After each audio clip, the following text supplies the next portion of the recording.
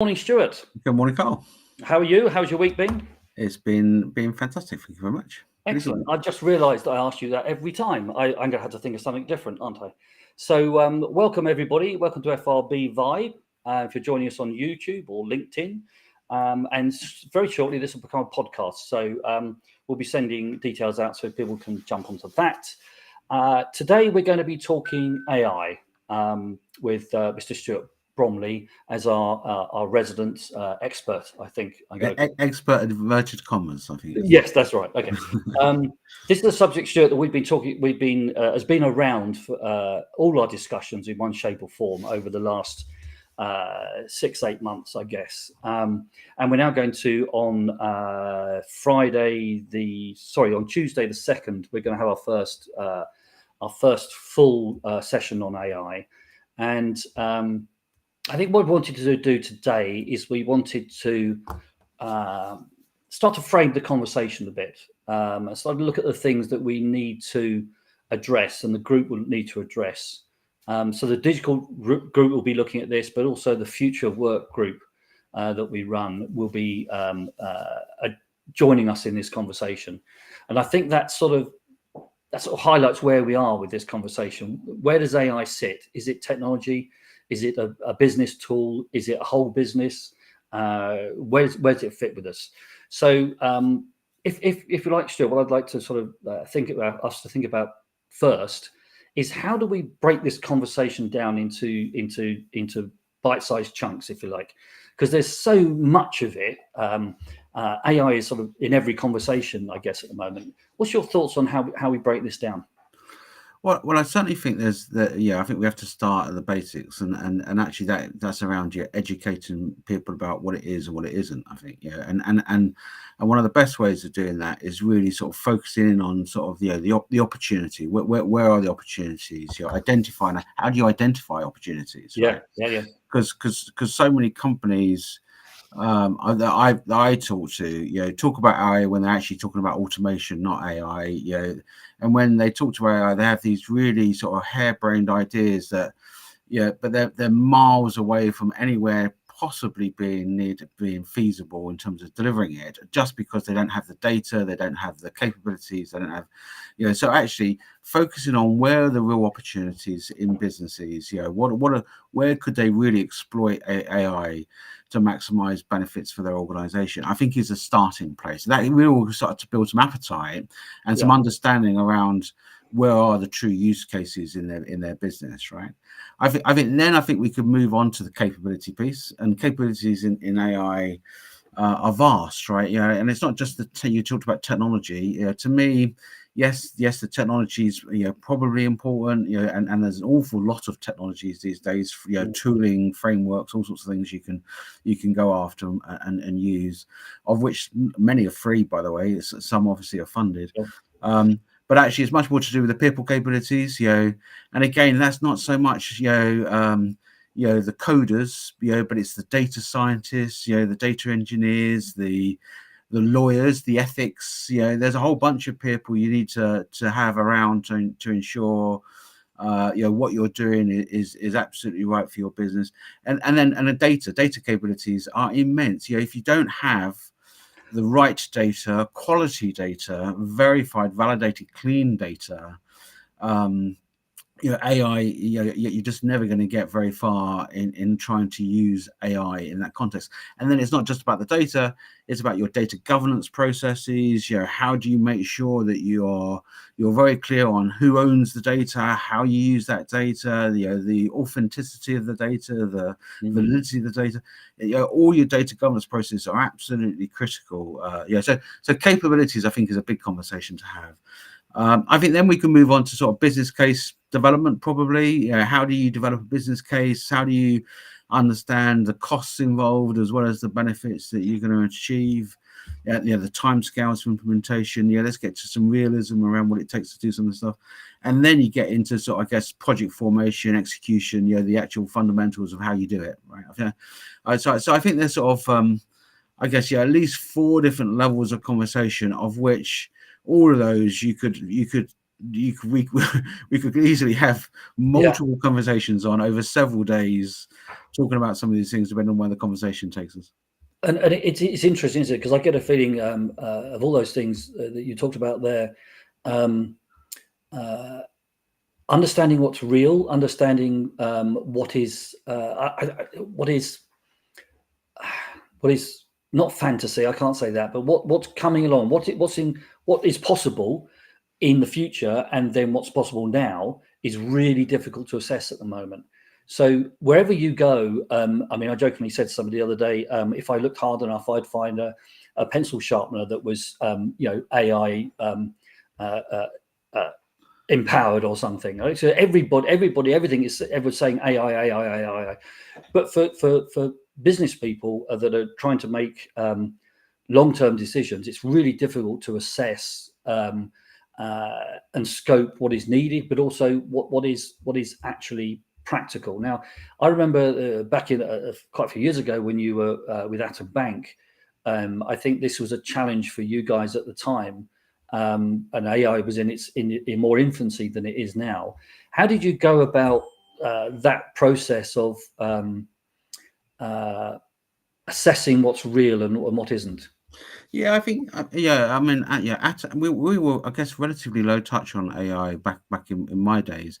We did have a capability, and it was a purchase capability rather than something that we grew ourselves, albeit we continually train the engine. So we had our agents, our customer service agents, when they had a call or chat came in, that they would enter what the customer said into this engine, and then the engine would use a NLP, a natural language processor, to normalize the language, because customers can ask for the same thing in a myriad of different ways. So it would normalize the language the customer is using, and then give the most appropriate answer or answers. It would give you and actually that wasn't using AI. The second part, the first bit of the NLP was AI, but the second part was a simple propensity model. It would literally just say, if this answer is the one that satisfied the customer the most, it would be the top answer in the list. And every single time we trained the engine, you put in, and then the agent would click the answer that gave the right answer.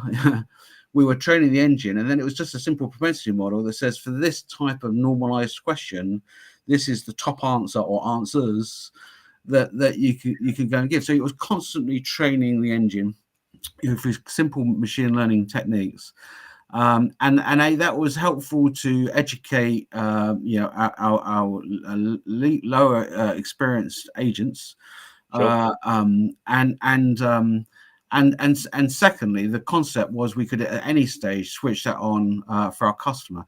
The only reason we didn't get there, and the Atom may have now, obviously I've left Atom now, but the only reason we didn't get to that second stage of just switching it directly on for customers wasn't because of the accuracy of the model, but it was because of we were constantly changing the app. We were running 1 to 2 week agile sessions. We're constantly changing the proposition, the app, and when you're in such very, very high level of change, what was the correct answer today may actually not be the correct answer in a week's time, and therefore you're constantly then retraining the engine to deal with the change process that you're going through, right? So, and we were reluctant to switch this directly onto customers until we'd sort of really understood how we would keep this thing stable enough to be able to ensure we got accuracy for the longevity, right? So that's where we were, but it was a very interesting experience nonetheless.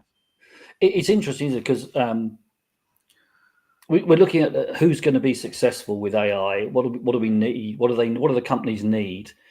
And in the environment you were working in there, and I had the pleasure of talking to other people in similar environments, they're on that journey of test and learn, explore, think about it, do something different. Does that work? Yes, it does. Right. What does that mean for us? How can we improve again? How can we listen to the customers? And then you've got other companies that we engage with where that's about as far from their working life. And some of that's by necessity. Some of it is in organizations that stability is a good thing. Some of the engineering companies, some of the people that talk to us are from gas distribution, and some even from the insurance companies. Interestingly, the stability is a good thing, and they don't want to do that fast innovation. So how do they look at where AI can help me? How do they take something on? And it's interesting that I guess wherever you are and whatever your industry is, there are areas of your company that need that innovation, because the world's changing, or your competitors are changing, your product's changing, and you need that innovation. And perhaps that ought to be where we look first, or where companies say, "Okay, how does AI help me here?" Because then I can learn how to work with AI, and in a small way, using some of the free stuff. I wonder if that's something that will come out of our discussions.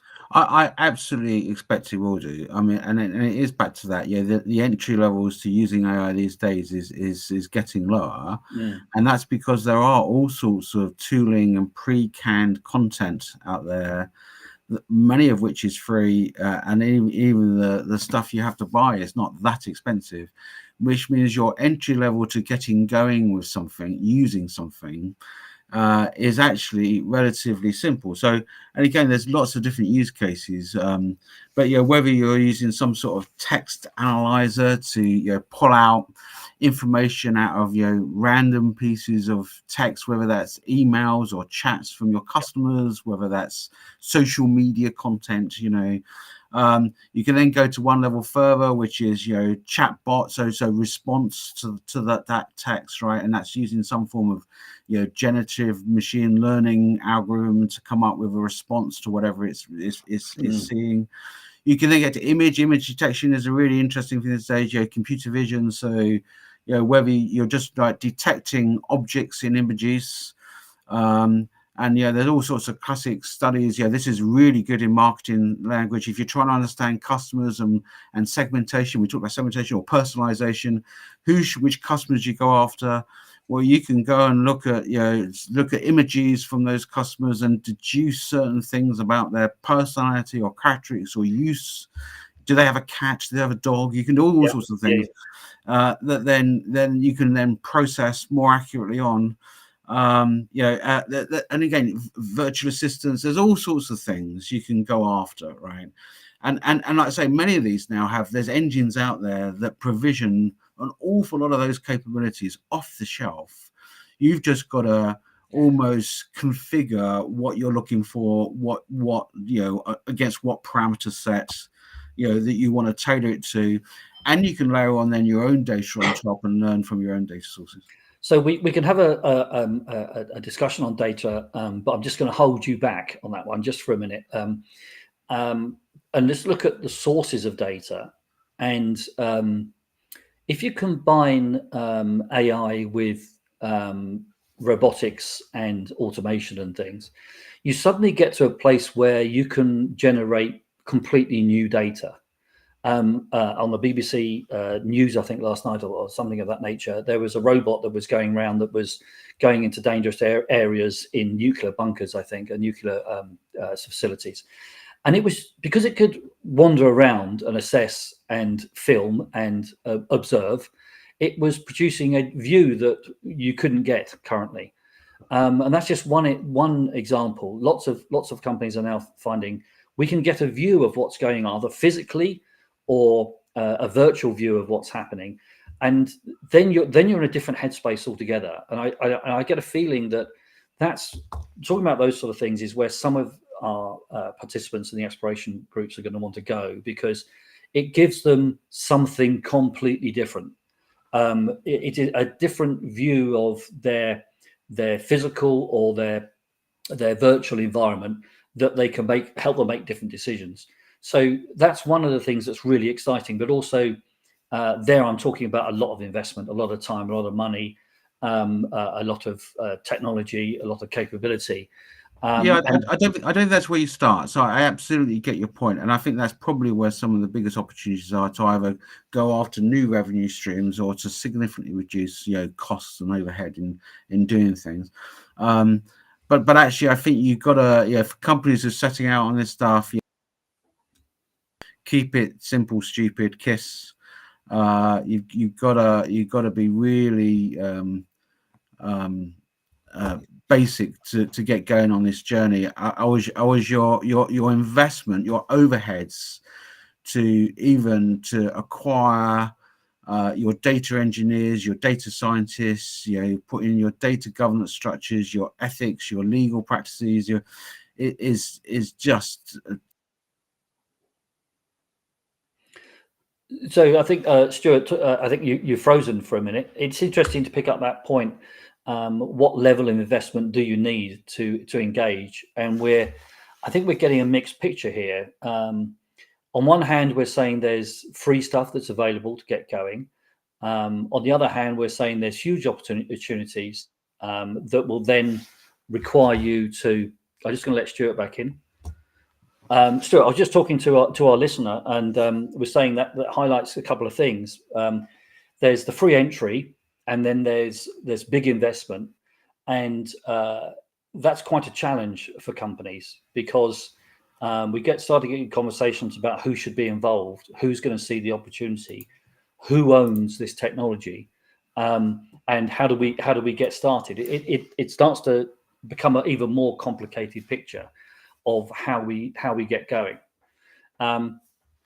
So what we will be doing in the group, I think, is we'll be looking at some of these issues. We'll be trying to explore and separate out how companies start to engage with this, how they think about it, who gets involved.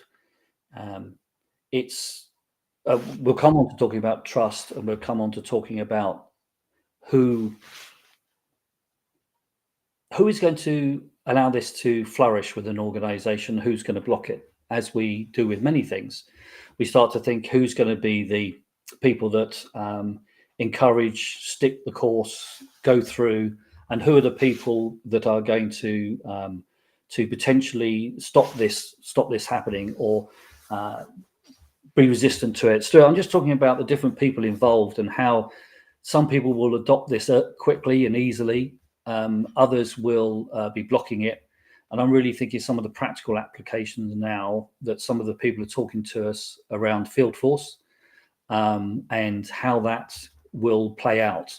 Because you've got people, can you hear me, Stuart, or?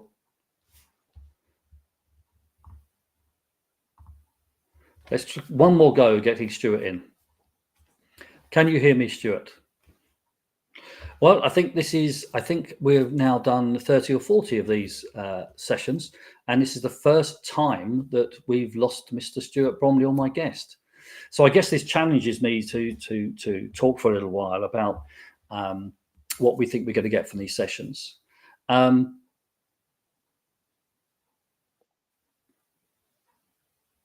Which some of the areas that we're seeing is definitely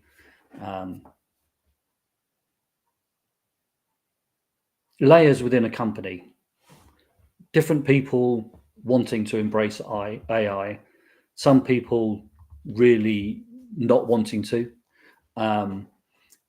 It's too easy to say that that's generational. I don't think it is. I think it's aspirational. I think it's mindset. But on the other hand, it does challenge people with a lot of knowledge and expertise in a way that perhaps it doesn't challenge new entrants. So typically, we're seeing situations where there's a head office environment, and that head office environment has people with expertise, and they own that expertise. They're being challenged in a different way, where people more remotely are looking for that expertise, and they want all the knowledge they can get at their fingertips. So who verifies that knowledge and who owns the truth is being challenged by AI, I think. Stuart, you're back with us. Sorry, internet problems. Internet problems. Okay, I'll get a AI bot on it, and we'll see if we can. That's what it needs. I'd moved on to talking about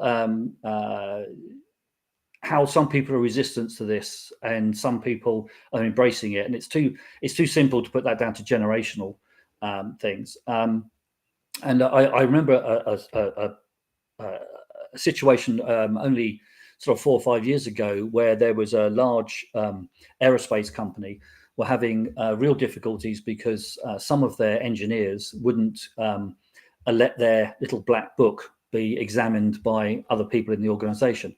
And that was they saw it as their IP, their knowledge. And it was crucial to their success. Their role in the organization was down to what they knew. And I think the case was in the end saying, well, we just written it down because we're getting a bit older and we don't want to not remember. The fact that we've written it down, does that make it somebody else's knowledge? And at the core of what we've got with some of the resistance to AI is exactly that thing. It is. I think it just highlights that issue. So I think that issue's always been there. To your exact point, the salesman's little black book with all their contacts in it. In reality, is that their knowledge, or is it corporate knowledge, right? Yep.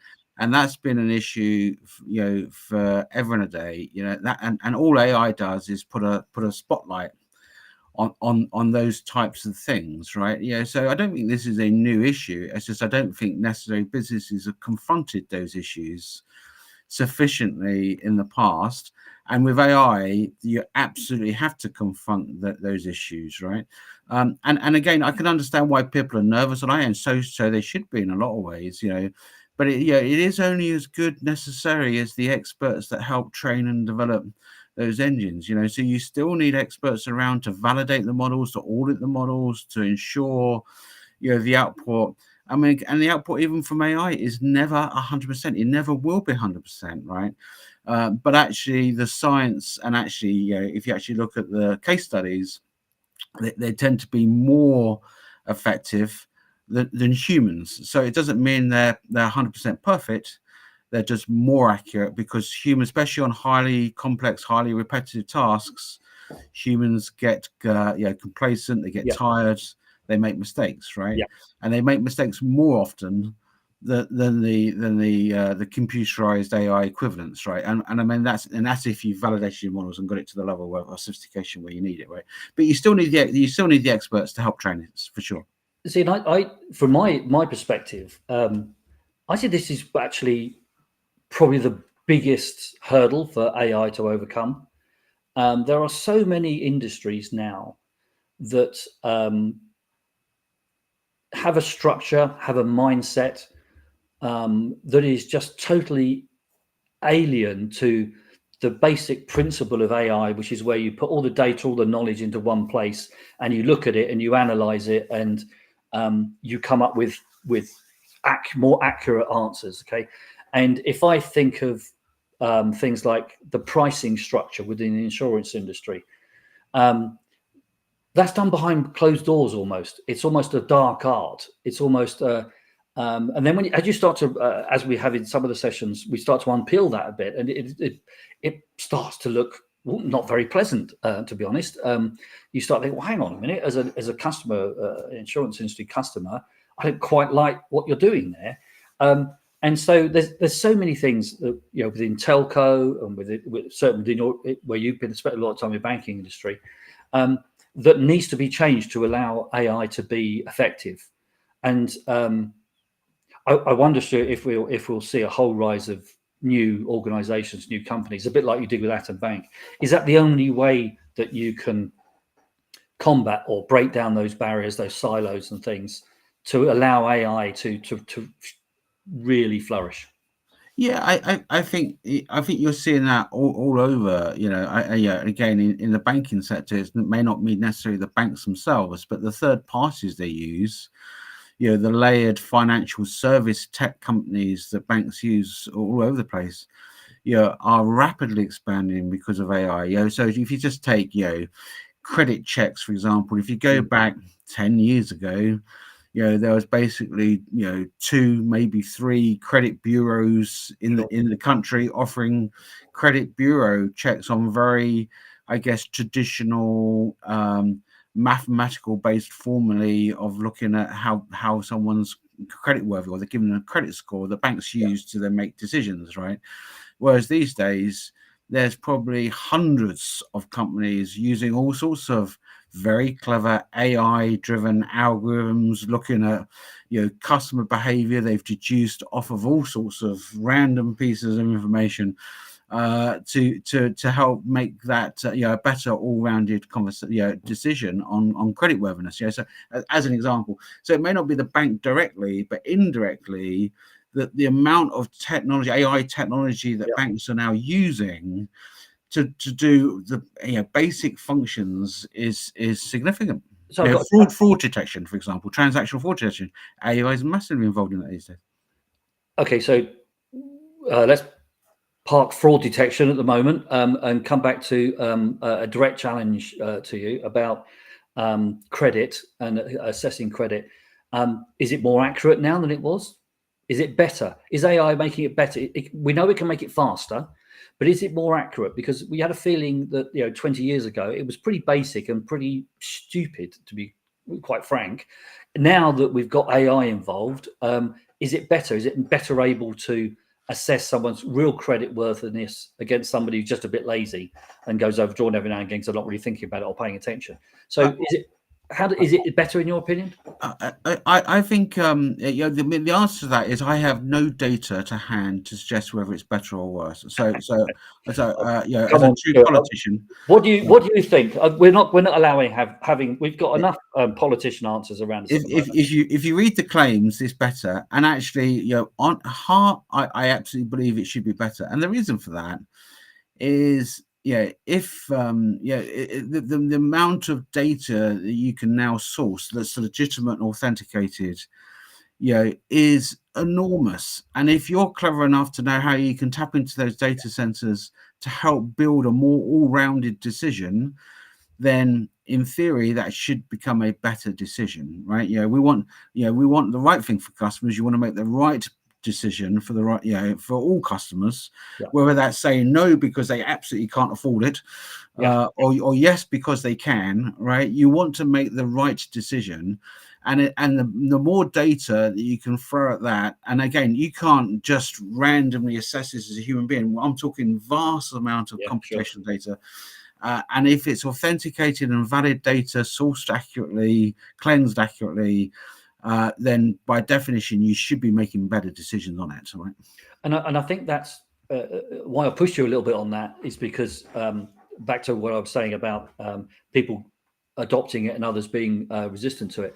The more frequent the right decisions come out, and you have a human in place probably to get rid of the poor decisions, like you were saying with your Atom Bank. You've got a human involved there, because in case it comes out with a very silly answer or something spurious. Once you can see that happen, then and you start to get some surprising answers, but are proved in actual implementation to be correct, then you're going to start to win. And that's one thing I think I'm fairly keen on with these groups is how do you start really demonstrating the competency of this to the people that count within your organization.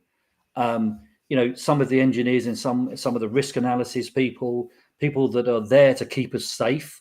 You need to really demonstrate to them without having a major failure that this is right and it's coming back with good answers. If you can do that, then they're going to say, okay, right, now we're getting somewhere. It's giving good quality answers. I'm using my expertise to bring some human balance into it. But I think that's probably where we need to get to, I think. Yeah, undoubtedly, and even and that's not just a point in the process of developing this stuff. You have to verify and validate your models ongoing forever and a day, right? You can't rely just on the initial data set. You are constantly pruning, evolving, changing, reparameterizing. That's the nature of keeping your AA models up to date and fresh. And I think it's